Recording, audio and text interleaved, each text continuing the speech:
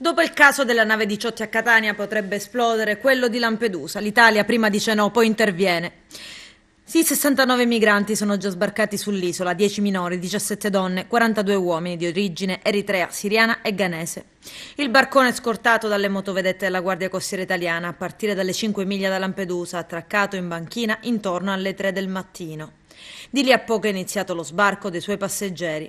E questa già di per sé è una notizia in epoca di porti chiusi, respingimenti e frontiere blindate. Ma tutto è iniziato in acque internazionali a circa 18 miglia dall'isola.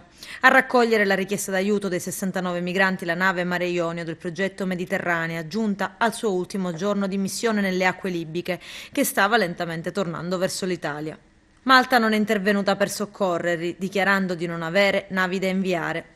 In un primo momento anche la Guardia Costiera Italiana ha detto che il barcone non si trovava in un territorio di propria competenza. Il gommone, quando ha lanciato l'SOS, si trovava in una zona di competenza maltese, ma molto vicino all'isola di Lampedusa, praticamente al confine. A 3 ore dalla richiesta di soccorso, solo una nave Mar Ionio si è diretta sul luogo indicato in cerca del barcone.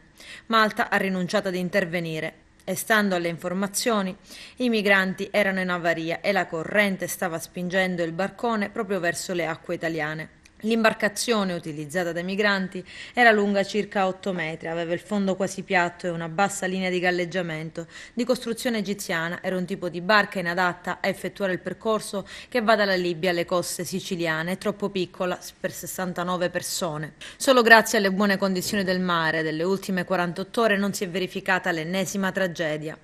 I migranti stanno tutti bene, sono ospiti dell'hotspot di Lampedusa che era stato svuotato appena ieri. Tra loro 2 mamme con 2 bambini, uno piccolissimo. Le donne raccontano di aver subito violenza, come purtroppo spesso o sempre accade.